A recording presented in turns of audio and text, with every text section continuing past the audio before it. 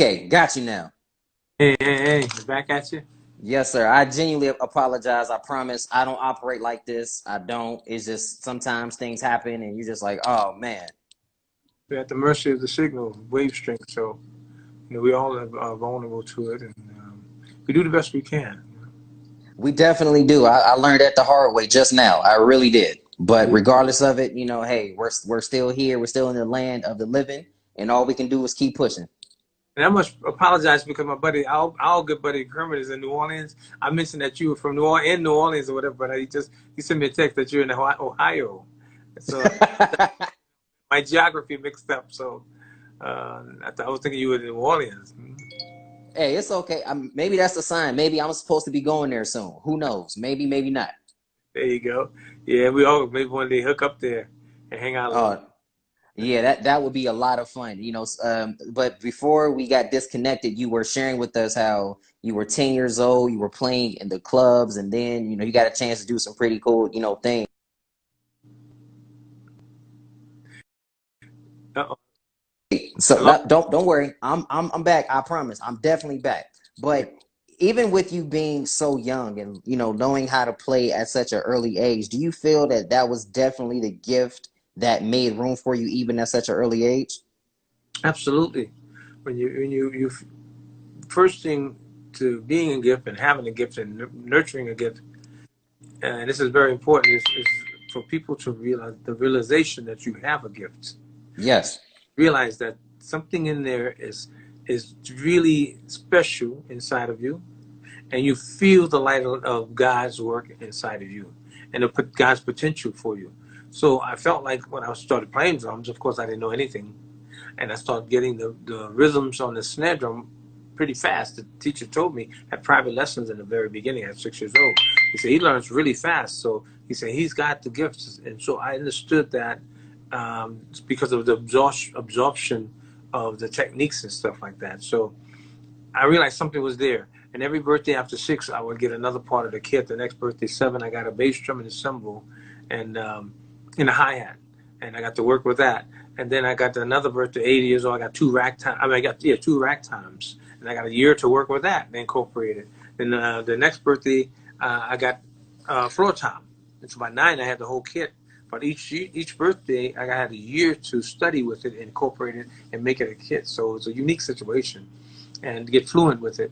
So during that process, I was learning things fast because beyond that first initial teacher, which Mr. Mylan Jones taught me on for like 8, 9 months on every Saturday or every other Saturday.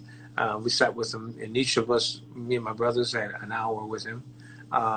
Then we go get a snow cone, our reward for doing well. So my dad did it and ran it. So we want that snow cone, so we made sure we paid attention and did well. So after that, each additional birthday, I got a chance to work with a kid, and I started realizing there was something special within me that I could absorb this. Because I was going to say, other than that one teacher, I had nobody else to teach me how to play drums. I'm self-taught, 100% on drum kit. There was nobody in the neighborhood to teach me. I would listen to the hit records, and I would be fascinated with what the drummer was doing. Being a drummer, having become a drummer, and I just put my ear to that vinyl, pick that needle up, put it back, and restudy it, focus hard, and emulate what that person was doing on the hi-hat, what he was doing on the snare, what he was doing on the bass drum, what he was doing on when did he hit the crashes, and when he did the times, the figures, and the patterns of the time. So it was my own self-education because of my love and desire for music. I had grown so fond of and appreciated so much, and also my discovery of abilities of I can do this. Wow, I'm accomplished at that. I'm getting accomplished at it. I can do this. And it's a wonderful feeling and thing when you realize you can do something and that you can become good at it. So it's an awakening within oneself. And you want more of that. You want to get better. You want to get better. So my process was always self-teaching, because of my love for music and my inspiration from all the drummers that played on the records that I listened to and got inspired by and wanted to be them. And so we got to learn, that's an example, we have to learn how to self-inspire. You can't wait around for somebody to come along, teacher or pastor or another artist, whatever, to have the time to come by and inspire us. we have to learn from the thread or the seed of inspiration of the first thing that inspired us, and we got to learn how to take that, develop, and listen to yourself in your own playing or whatever you're doing, and learn how to self-inspire, get inspired by what you're doing, and then you get to a place like for me, I didn't need anybody, a teacher. I didn't need anyone. I could do it myself. I would inspire myself by listening to the things, the songs and the music I loved. And that inspired me because I didn't, of course, I'm not going to listen to stuff I don't like. So I listened to all felt good, it made me feel good. I loved, and that brings appreciation, gratification, and the desire to get better and be that person who is accomplished. You already know because they only hit record. I want to be that. So all the years of my nurturing, I taught myself drums. One of the things is some people say it's a good thing, like my friends told me, or record executives, they know you don't want to learn because they're going to take away your spontaneity of creativity because you're going to be Yes. too much. But I wish now I had learned how to read drums. I don't know how to read music. I play with all those artists and I don't know how to read music, but I learned my compensation was listening and retention of what I listened to and learning. Because I couldn't read, I had to develop. I developed that knack, and I had to develop it. So when I go to rehearsals, I don't tie everybody else up. So I pay acute attention to what's being taught me or what's on the tape that I have to learn for the rehearsal or the concerts. And, I'm devoted to it, much like a lawyer spends 8 years going to college and law school, become a great lawyer and make good money. So, and much as like an accountant does the same, spend a amount of time, and a doctor does the same. I took it that serious, and I spent that kind of time in my development and nurturing of my drumming and my abilities in drumming and growing my love for drawing. You have to grow your love for something. Absolutely. Like whatever you're doing, you have to love it. You have to wake up every day and wonder how can you get better. I find it very interesting how you had said that you can't read like drums, not so much drums, but you can't really read like the songs or like the music sheets because I know somebody, my pastor, who is a phenomenal. He is a person that can go up and play drums. He can play the organ. I find it interesting because you guys have something in common. You can't read the music and he can't read it either. But when you listen to him play, you would never realize that. So I think that is, and I personally feel that's a gift that not everybody has. Do you feel the same way?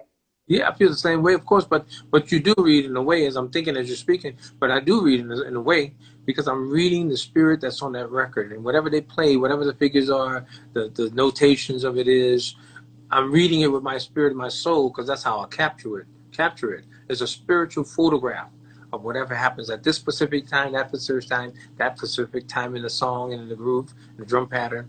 I'm making photographs all along the way. Click, click, click, click, click. On the snare drum part, on the bass drum part, on the cymbal parts, hi-hat parts, and then on the collective groove, my spirit is taking emotional photographs. And then I just recall them up when it comes time for me to play with the rest of the band. And I have to, rehearsing. I recall those photographs and put them in order, like in a sequence that creates at the end of the song. I just recreated an emotional photographic picture of the song and the body of the contents of the song because my soul remembered it, my spirit remembered it, my how should I say it, my literacy of knowing how to read, seeing the notes on paper wasn't there. I compensated with the acute attention or focus when I was learning to capture and photograph those feelings and the hits on the snare, whether it was hard, soft, the dynamics of it, the attitude, the finesse the person played with. I had to capture all those different elements while I'm listening. I had to become that person to get it right, to sound like the record. I always was important for that sound like the record. So I learned how to read through my spirit, my soul, and read it back every time I play it for you. I'm reading back what I learned. And then I take that and I add I got a new term I call Moffettize. I Moffettize it and put my own on it, inflections and rhythms and patterns and attitude on it, and I Moffettize it. And that song becomes part of them and part of me, So part them and part me. I remember I was watching an interview that Michael did with Oprah, and he said when he would perform, he would become the music. He would become what he was singing, and that's why he was so phenomenal. So, how much fun was it, and how much like impactful was it that you were able to work with Michael Jackson, arguably the greatest of all time? It was easy, and it was fun. That is, I'm working with the greatest of all time, and the person that inspired me, and I loved since a kid. I was a Michael Jackson and the Jackson 5 fan too, like everyone else. And then it became Jackson. It became the Jacksons before I came to LA. So it was a wonderful, wonderful experience when I got with them and started playing the songs that I used to play with other local band members in clubs. Now I'm playing with the real people. I'm looking at the back of Michael's head. I'm looking the back of Jackie and Marlon and Tito's heads, and they're watching them. They're laughing and smiling at me, and they come on my drum rides and interacting with me. The real people, as opposed to my buddy down the street, Joe and Jeff and Steve and my neighborhood, musicians. I got the real guys there on stage with me, So it's like a dream, absolute dream come true, and it was a lot of fun because, you know, um, I was there because they believed in me and they trusted me with the music. They heard my musicianship, and they realized that I studied the music because I came in there knowing the songs because I was a fan of the music as well. We were playing it in the club, so of course I knew it. It was easy, and there was no hard, heavy demands on me from the brothers. They saw that I had taken my work serious at an early age, much like them. I was on the same parallel as they. Had worked them well. They were up professionally when they were teenagers and stuff. And Michael younger. And so anyway, they saw that I had applied myself, and I got to I was on their level when I got with them. And then I watched them in their professionalism as far as being in the business and on major stages. I was like a sponge. I absorbed of watching and listening and feeling how a professional, real, true professional show went, not a nightclub show, where the elements and the attitude and the presentation of a professional show. So I became the sponge, in '79 when I joined the brothers, and I was all eyes and ears, as well as I was putting out information on my drums that they needed and wanted, and it was fun in that light because here I'm being groomed by some of the greatest entertainers in music at the time and most popular band and artists and music at the time, So it was a lot of fun, and because I love the music. First of all, I love the music, and then of course other people hear me with the Jackson Brothers, and then they start calling, Cameo start calling, and Lionel Richie and Patty Austin, and then Yeah. Madonna saw me with the Jacksons at Dodger Stadiums in '84 on a victory tour, and she called me for her very first tour in '85, and I wound up doing 3 tours with hers: '85, '87, and 1990 Blind Ambition tour. And people saw me with her. Elton John saw me with all of them, and he called me in '88, and I joined him for 2 years. And then George Michael was backstage at a concert with Elton in Wembley Arena in London, and he said hi to me, congratulated me on the show, and said you sound amazing, wonderful, phenomenal. I said thank you so much, not knowing 2 years later he called me for his tour in '91 for the Cover tour. So and it snowballs like that. It became a thing. And then Janet called me '93, '94 and stole me from Michael. She said, he's not getting you back. I said, he tried to contact me, get me back for Dangerous. And she said, no, Foot. They call me Sugarfoot. They call me Michael, and her call me Foot for short. She said, no, Foot. I got you now. He not getting you back. So it was like a civil rivalry thing there. You're not going nowhere. So I couldn't do Dangerous, but I got back with him in '96 for the History Tour. He called me, and I was available, and I did it. So I wasn't available, actually. I was with the Isley Brothers at the time. I just getting ready to go out on the road. We just finished the last rehearsals, and I got the call. They said, Michael really wants you. So I talked to them, and they said, well, we know that's your family. And Ronald Isaac, he said, Sugarfoot, we know your history. We know that's your family.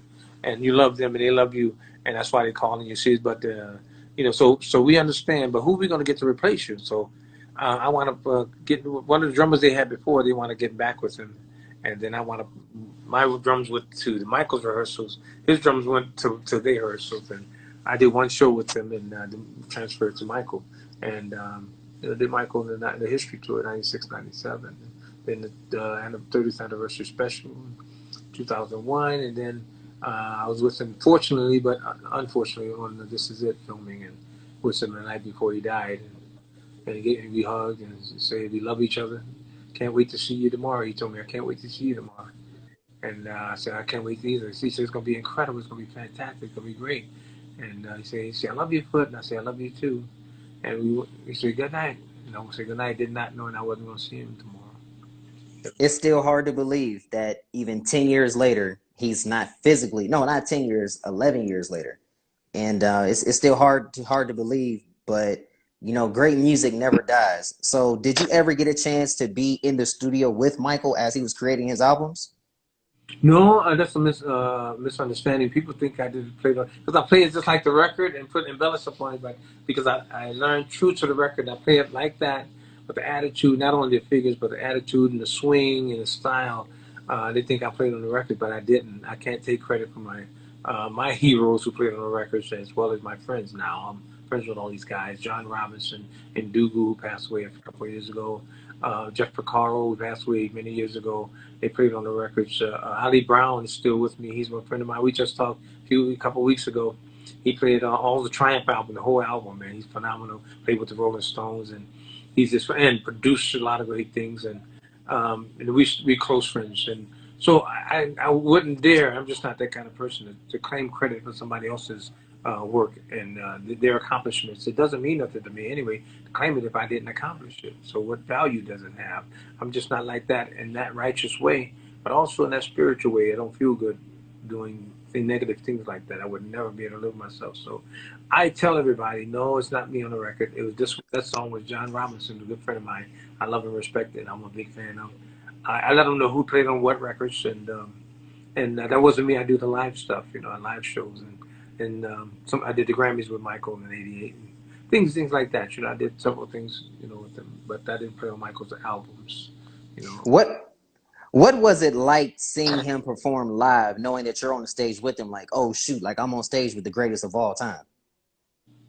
It's almost like he was a magician, He's so mystical when you're on his. First of all, the stage presence and his presence in general is magical, mystical, and mythical, because he has this aura about him, and everybody that's worked with him and knows him and been around with him in the rehearsal rooms and everything, they said when he walks in the room. I've been telling people for decades, when he walks in the room, it's like the actual air in the room stops.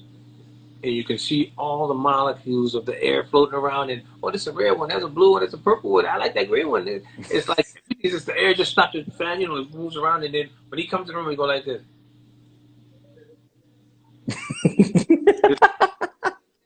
He said, "Oh, I love that lavender one. I want that molecule." It's that. I'm just making fun, but it's like that for real.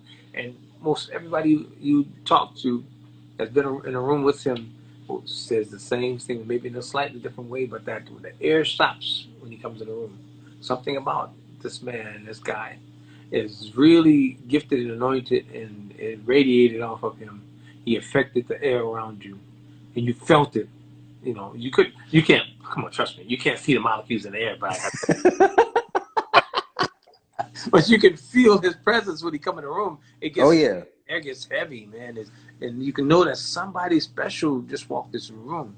Somebody with serious energy from God, and he's an anointed person. He's got different frequency, heavy frequency. You knew it.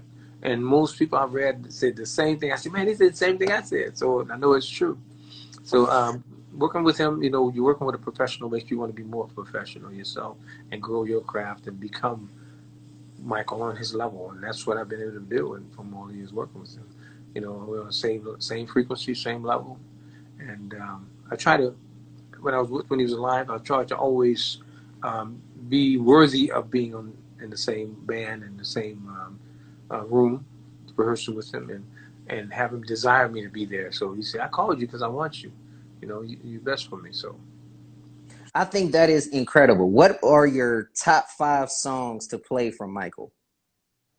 Well, it's difficult even when you say 5. Most people say, "What's your favorite song?" And that's the most difficult question in music. So, but top 5 is still going to be hard because I like all of his music. I can't. It'd be easy for me to name some songs that not my favorites, but I won't do that. I know I love all his music, but most of them better than others. Some other ones, because he didn't write all his music. He wrote a lot of his music, but not all. So Scott wrote it, and whether it was what kind of position he had on the album, like a main song or filler. So we have a thing called filler songs. But anyway, of course, I love Billie Jean. I love "Wanna Be Starting Something." I love playing "Smooth Criminal." I love playing Rock with You. I love playing even Don't Stop. You don't hear about that much. Don't Stop Till You Get Enough. You don't hear about that song that much anymore. But it's a great, great song. And Off the Wall. I love playing Off the Wall. I love playing Dangerous. I love playing, of course, the energy of Beat It. I love Yeah. so Beat It is just unbelievable. Black and White have a different kind of rhythm and code of rhythm, but it's still energetic and up tempo, high tempo. And I love playing all that up tempo stuff because I live on a different frequency of energy, and my energy is always high, and my power is one of the things that people say that they want me for because my power, my energy. I'm just a charged up person spiritually. That makes me maybe power more powerful than most drummers and more how should I say articulate. So all the up tempo stuff like that, Beat It, Black or White. Earth Song is a masterpiece. I love playing with him, especially when I'm playing. I do it now on my show, Michael. So, and hear his voice when he gets to the really intense parts. What about everything? That What part, about us? and I feel that so much, and my power triples the way I'm hitting the drum. Of course, I play soft on the soft parts, but my energy, I could feel like that Batman character Bane. They Yeah. like I feel my chest go like this when that part comes out. Bam!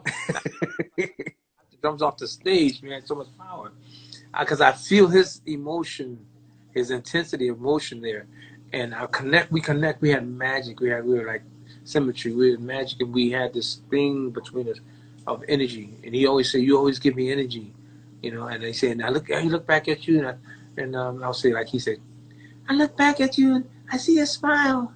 I feel energy. It makes me feel stronger. I dance better." And he says things like that to me. And I say, yeah, I feel you when you see you dancing and doing these great things. I feel energy and intensity. It makes me play stronger, which makes him perform better and stronger. So it's a magic chemistry we call. I call us him and I a chemistry set. We were a chemistry set, and and also I call him my dance partner because when I play Billie Jean, Yeah, man. nothing like it. At the end when he do his dance That thing, is I think that's the greatest drum solo and the greatest dance sequence of all time. yes, yeah, I love doing that with him because we feel each other because it's only him and me. No other musicians playing, just drums and his feet and his body movements and stuff. So, and I generate that out of him, and because then when I'm watching him, keep my eye on him, I'm feeling his movements, and it gives me more deeper emotional well of spirit to draw from, which makes me play harder and more effective and more attitude, more swing. And then he feels that, and he started doing some stuff I never saw him do before. Whoa, we be back there, man, like whoa, whoa. We oh, I be trying to hold play one hand. Oh, that's cold blooded. He just a whole another level, and it's beautiful. It's the chemistry, like I said. And that song is one song in all of his 2.5 hours. Show I get one on one with Michael and the Billie Jean, and That's make a dance festival out of it. Oh yeah, that is just such a it's like you can't even put into words what that would feel like to know that it's just you and Mike and he's moving when you are beating the drums and the crowd is going crazy. And then he caps it off with Billie Jean is not my lover, throws the hat in the crowd, people fighting over it, passing out, losing their mind, going crazy. Man, you are one blessed individual. You had a chance to play with Mike, Elwin John. Out of everybody you've played with, and out of everything that you've done, if you could summarize your career up to this point with a few words, what would they be? I've lived a total blessing of the time spent of my life. I'm happy. Whenever it is I close my eyes, I'm happy. I've made the most of gifts God has given me, and I've enjoyed the ride. And I've had a ride much like not many other people have had because of the great number of stars I've been able to support and be a part of what they had to give. So, and all of those things fulfilled the little boy's dream. The little boy's dream that left New Orleans was only dreaming about playing with one big artist. I hope I can get with one big artist. I can't even count how many artists I've been able to play with. Major. And so it's far, far beyond when I was driving in Los Angeles the first time, far beyond the dream that the little boy drove out there with his rattling around in his mind, making his way to his destiny. And I wound up, ironically and spiritually, I wound up joining Michael and the Jacksons when their Destiny album was out, and I found my destiny when I got with them, supporting them on their Destiny album promotion. That's really ironic and pretty magic and special. I found my destiny through them and with them while they was promoting Destiny, their album. So that I feel the connection there, and it was meant to be. If I decided not to go, you wouldn't be talking to interview me right now. You know, I'd probably be working at the Kool-Aid stand or something. Want to be interviewing me at that point. So I mean, that Destiny guy said, "Go, just go. It's gonna be all right. You'll see." And I went. And I listened to that little voice. Sometimes you can listen to that little voice inside here and speaking in your ear. And I took a chance. He said, "Just go. Trust me. It's gonna be all right." This voice just came over me one day. I told my dad I gotta go and find out. Something told me, just telling me to go, and he was worried that I'd be stuck out here in Los Angeles and nothing would happen for me possibly. He said, "Well, you always can come home, son." And so I said, I know I just got to go try. Something is telling me, just trust me, go. I heard that spiritual voice in here, my spirit and in my mind, it pushed me, prompted me, just go. 'Cause I was worried about coming out here, and I'd never been away from home before. I was scared to death. But I listened to that little voice. And I said, if you don't go, you don't want to be in this old man on the rocking chair, rocking back. What would happen if I just went? I would just listen to that little voice, you know, and didn't put my teeth back in. Oh yeah, put your teeth back in, and probably got to have somebody come and give you some prune juice and all that craziness. Spoon of prune juice. I wonder what would happen. What would happen if I... And I started watching stock. I said, "Oh shoot, I don't want that. I don't want that memory to come true. I'm gonna go. I'm gonna try. And if it doesn't work out, I can always come home, like my dad said." A month and a half later, I was with Michael Jackson. Only a month Talk and a half. that's just a blessing. Talk about being blessed. Last few questions. First things first. What things do you have coming up that the people can look forward to? Well, it's Moffett time. You know, we shut down. First of all, I was planning and had booking agents actually booking my show.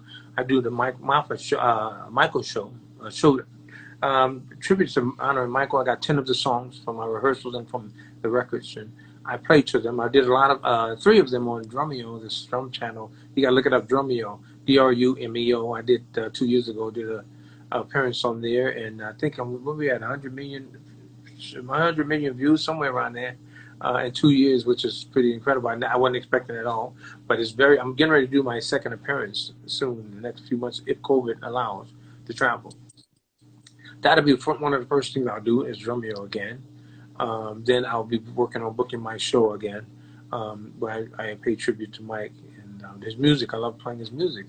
In the meantime of that, I'm going in the studio to record more of my own music and original music, and go out there and play Michael's music and my music and do videos. I love doing videos, so I got a lot of video content.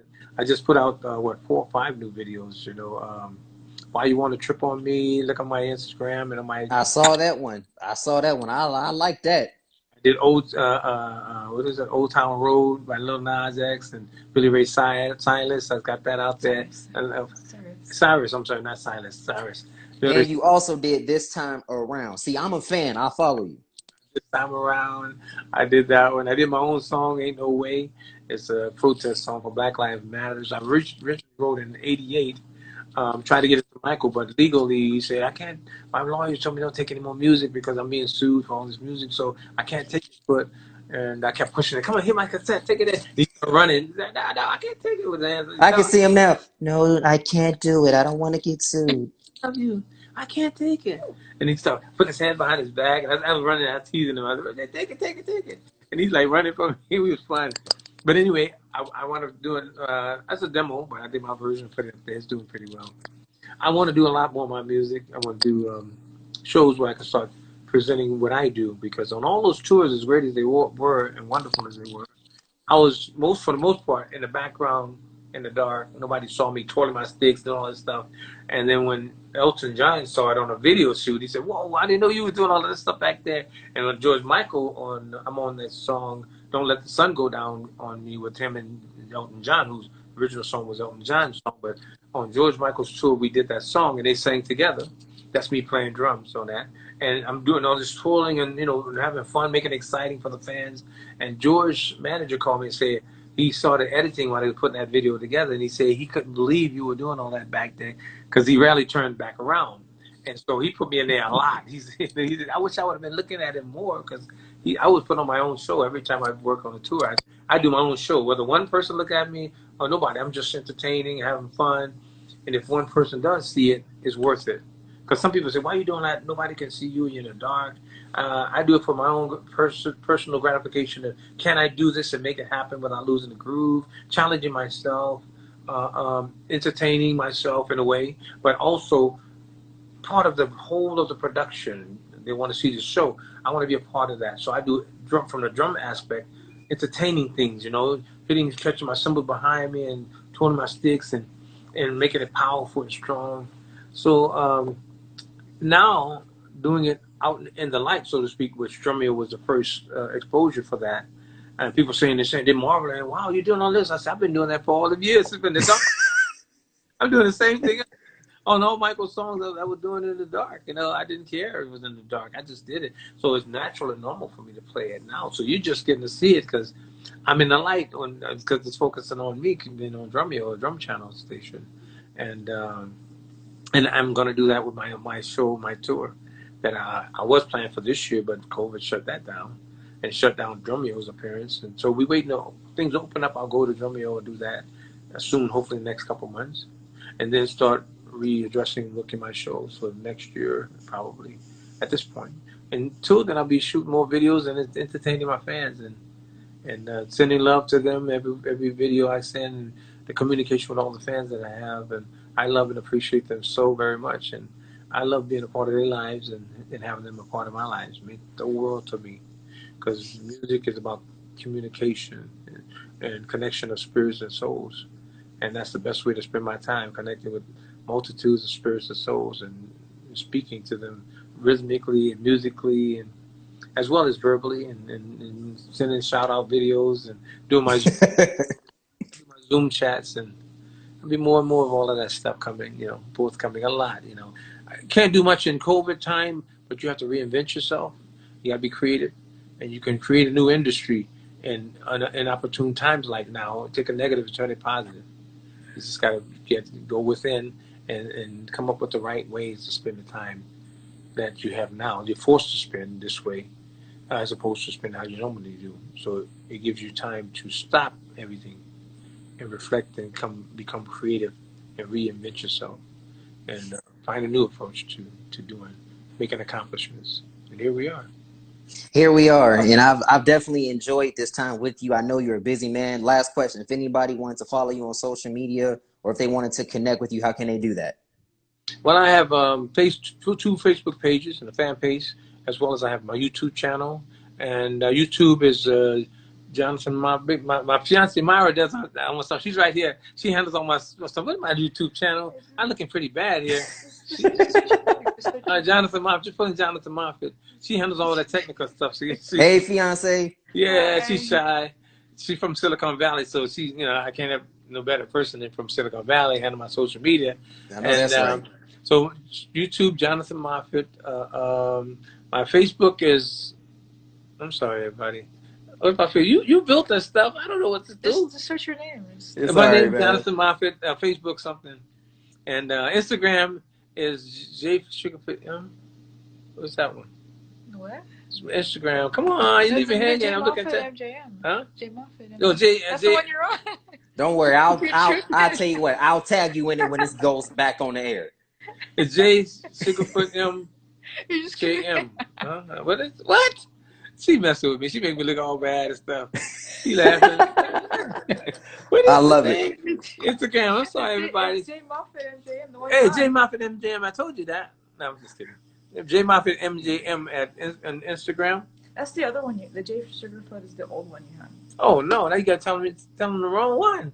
No. What's the real one? The J Moffett MJM. J Moffett MJM Instagram, and now we got Twitter. I don't even ask what that one is. Twitter. Yeah, let's not even worry about that. Let's just stay focused on this one. We got TikTok too. We had all these things. Yeah.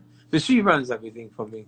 She runs. Well, I I definitely hope that she will see me try to follow you and y'all follow me back because I really appreciate you for taking this time out with me. And one Well, more thing. All the videos you see, she's the one who films that stuff. We're in 4 cameras now and I does love all it. the lighting. She does all the filming, all the lighting. She does the film editing and stuff after the fact, and she records the sound as well and works it out and does it all in Logic. And she does all that stuff. So she wears so many hats, and and I'm so grateful for it. Thankful. Myra Hishami. She's my fiance. We'll be married later this year. Yes, sir. She's invaluable. So because if you like the videos, you're loving her work as well as mine. Well, I love both of you guys for the work that you do. Ladies and gentlemen, Jonathan Sugarfoot on the Chris Gunter Show. Sir, thank you so much for your time, sir. We really appreciate you. You're very welcome. Thanks for having me on. Appreciate it. Yes, yes, sir. Thank y'all for watching. I'll see y'all next time. I love you, everyone. Take care of yourself.